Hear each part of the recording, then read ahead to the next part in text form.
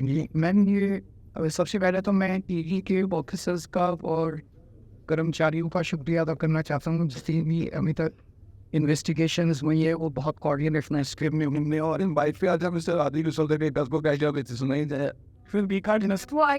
They were to learn what he's saying. I never did a lot of things Yeah. यार दे दिन दियो oh my god I think also said that no and you know that he's been out for yeah उसकी एक में बात आने से तो एक लोग क्या होता है वो बहुत फैक्टर तो है वो नहीं बात ना we have the security in here the full warden in what I think yeah and this मेरा ये केस 2 साल पहले से 1.5 से पौने 2 साल से चल रहा है 17 अगस्त को 2022 को सीबीआई की पहली केस पाई हुआ था और 22 अगस्त 2022 को ईसीआई फाइल हुई थी रीवी में मुझे गिरफ्तार किया गया है ना तो किसी कोर्ट पे मुझे दोषी करार दिया है ना मेरे ऊपर कोई मुकदमा चला है ना मेरे ऊपर कोई आरोप तय हुए हैं ना मेरे ऊपर कोई आरोप लगे हैं अभी तक इस केस में सीबीआई 31,000 पेज फाइल कर चुकी है कोर्ट में और 294 विटनेसेस को एग्जामिन कर चुकी है ईडी लगभग 162 विटनेसेस को एग्जामिन कर चुकी है और 25,000 पेजेस फाइल कर चुकी है इन सारे विटनेसेस और सारे कागज़ों को मिला के मुझे क्यों गिरफ्तार किया गया है मेरा नाम सीधे सीधे 4 स्टेटमेंट्स में आता है वो मैं आपके सामने रखने की इजाज़त चाह रहा हूँ 2 मिनट मैं 2 ही नहीं मैं एक मिनट मैम प्लीज़ मुझे बोलने दे दीजिए मैम नहीं को मैं बाद में दे दूँगा राइटिंग में बाद में राइटिंग में भी दे दूँ तो राइटिंग नहीं दे रहे मैम प्लीज़ बोलना है किसी मुझे बोलिए नहीं दीजिए प्लीज़ मेरा चार्ज क्या आता है मैम पहला सी अरविंद मनीष सिसोदिया जी के सेक्रेटरी थे उन्होंने ये कहा है स्टेटमेंट दिया है कि एक दिन मेरे घर में मेरी मौजूदगी में मनीष सिसोदिया जी ने उनको कुछ एक्साइज के डॉक्यूमेंट्स हैंड ओवर किए दैट्स इट मैडम उन्होंने ये नहीं कहा कि मेरी मौजूदगी में पैसे दिए कोई ऐसा कोई आरोप नहीं है मेरी मौजूदगी में सी अरविंद को मनीष सिसोदिया जी ने एक्साइज के कुछ डॉक्यूमेंट्स दिए मैडम मेरे घर पे ढेरों एमएलए आते हैं ढेरों मंत्री आते हैं ढेरों डिग्नेटरीज आते हैं अपने अपने सेक्रेटरी से वो आपस में खुसर भी करते रहते हैं आपस में डॉक्यूमेंट्स भी एक्सचेंज मुझे क्या पता कि कौन किसको क्या दे is this a sufficient reason to arrest the sitting chief minister क्या ये स्टेटमेंट एक सिटिंग चीफ मिनिस्टर को अरेस्ट करने के लिए पर्याप्त है number 1 number 2 statement MSI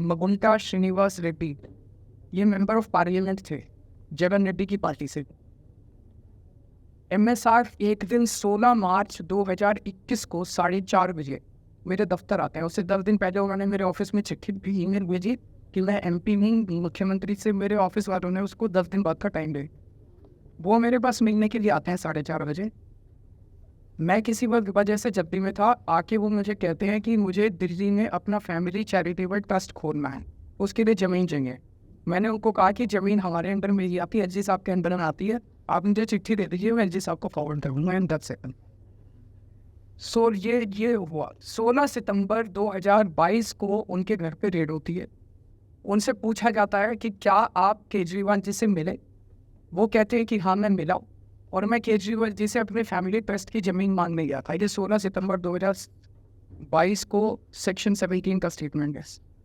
it is not happy to this statement 5 महीने के बाद उनके बेटे को 10 फरवरी को गिरफ्तार कर लिया जाता है उसके बावजूद भी वो अपने स्टेटमेंट पे कायम रहते हैं उनका दोबारा गिरफ्तारी के बाद स्टेटमेंट लिया जाता है वो कायम रहते हैं 5 महीने जब उनका बेटा गिरफ्तार रहता है तो बाप टूट जाता है 16 जुलाई को उसके जी अपना स्टेटमेंट बदल देते हैं एक मिनट राजू साहब मैं आपसे आशीर्वाद चाहता हूँ please allow me Please allow me, Raju sir, please allow me to speak. I want your blessing. Yes. I think so many things. I get your point, but the thing is आपकी submission मुझे लग रहा है काफी lengthy है नहीं है madam I will take 5 minutes. I will take only 5 minutes. I will just complete in 5 minutes. I will just complete in 5 minutes. Please allow me. I'm not comment Yeah, please allow me. उसके बाद वो 16 जुलाई को वो अपना statement बदल लेते हैं। 18 जुलाई को उनका बेटा छूट जाता है। उसके बाद उनका कोई स्टेटमेंट नहीं हो। That's it. स्टेटमेंट पे स्टेटमेंट हो रहे थे जब तक वो अपना स्टेटमेंट मेरे खिलाफ नहीं दे रहे थे। जैसे ही उन्होंने मेरे खिलाफ स्टेटमेंट दिया, बेटा भी छूट गया, स्टेटमेंट होने भी बंद हो गए और 3 अक्टूबर को उनका माफ़ीनामा भी हो गया। Mission accomplished. इसका मतलब ईडी का मिशन केवल और केवल मुझे फंसाना था। 3 सेक्शन 50 के स्टेटमेंट है। मैं तीनों में से तीनों सेक्शन 50 के स्टेटमेंट है, they are equal in the eyes of the law. तीनों बराबर है, तीनों की ग्रेविटी सेम है। तो उसमें से एक स्टेटमेंट की तवज्जो क्यों दी गई, क्या जांच की गई ये जानने की देखिए, उसमें से एक ठीक है और बाकी 2 गलत हैं। जो 25,000 पेज ईडी ने फाइल किए हैं कोर्ट के अंदर, उन 25,000 में जो केजरीवाल के खिलाफ वाला स्टेटमेंट है केवल वो लगाया गया, बाकी दोनों स्टेटमेंट दबा दिए गए। क्यों मैम? ये तो ठीक ही है। कोर्ट के सामने तीनों स्टेटमेंट्स लाए जाने चाहिए थे ताकि कोर्ट डिसाइड करता कि सच्चाई क्या है। हम सिर्फ एक मिनट मैम, तीसरा स्टेटमेंट है उनके बेटे का, राघव मगुंटा।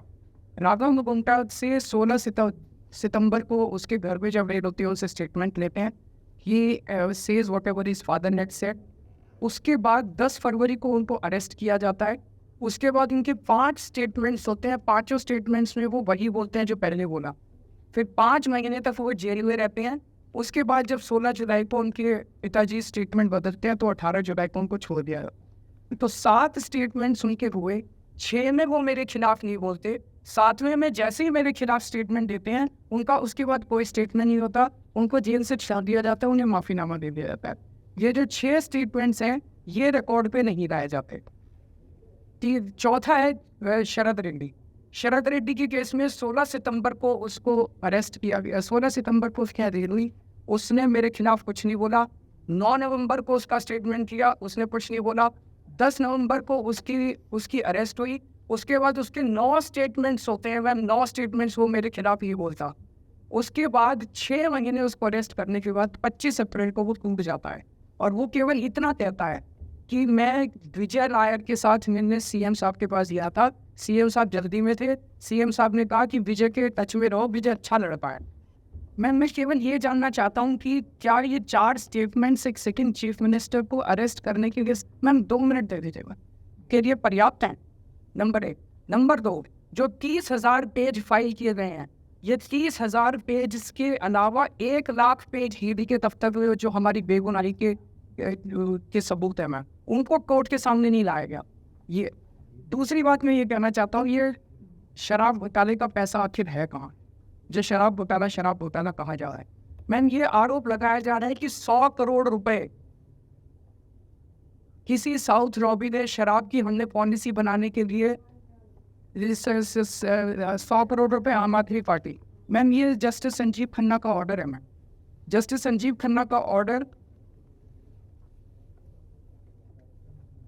मैं page 22 para 12, the assertion in the complaint filed by DOE that kickback of rupees 100 crore was actually paid by liquor group is a matter of debate। Sanjeev Khanna कह रहे हैं इसका मतलब ये साबित नहीं हुआ, इसका मतलब ये विवादास्पद है, इसका मतलब ये संदेहास्पद है, इसका मतलब इसकी भी सबूत है। तो जो 100 करोड़ रुपए ये कह रहे हैं कि हम लोगों ने रिश्वत दी, वो रिश्वत तो संदेहास्पद है, उसके तो सबूत ही नहीं है। लेकिन असली शराब घोटाला क्या है? असली से शराब घोटाला शुरू होता है ईडी की जांच के बाद। जब ईडी की जांच शुरू हो जाती है, ईडी की जांच के 2 मकसद थे। एक मकसद था आम आदमी पार्टी को क्रश करना, आम आदमी पार्टी को भ्रष्टाचारी। एक मिनट मैम, 2 मिनट दे दीजिए मैं I am concluding ma'am, I am concluding ma'am, please allow me 2 minutes. I am just completing in 2 minutes. नहीं एक minute Gupta ji ma'am allow कर रही है। Gupta ji ma'am please 2 minute, please allow 2 minutes ma'am, please allow. I am not going on. I am just almost over. I am almost over. ED की जांच के 2 मकसद हैं। एक स्मोक स्क्रीन क्रिएट करना पूरे देश के सामने, आम आदमी पार्टी ने चोरी की है, आम आदमी पार्टी भ्रष्टाचारी है, आम आदमी पार्टी ने शराब घोटाला किया, आम आदमी, और उसके पीछे एक्सटॉर्शन रैकेट करना जिसके जरिए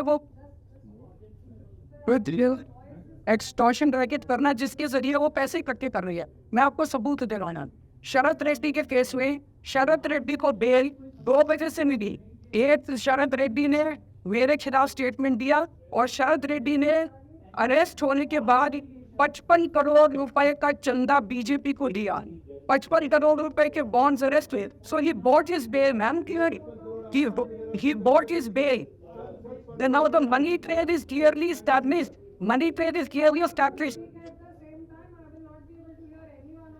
Man, just last 1 minute. Last 1 minute. The money trail is established, ma'am. उसने अपनी बेल अरेस्ट होने के बाद 55 करोड़ रुपए का चंदा बीजेपी को दिया, बीजेपी के अकाउंट में सीधा गया। मनी ट्रेल इज एस्टैब्लिश्ड और यही पूरी जांच का मकसद था। एक तरफ आम आदमी पार्टी को क्रश करना, एक स्मोक स्क्रीन क्रिएट करना, धर्म का पर्दा और पीछे से एक्सटॉर्शन करना। इस प्लीज काइंडली थैंक यू।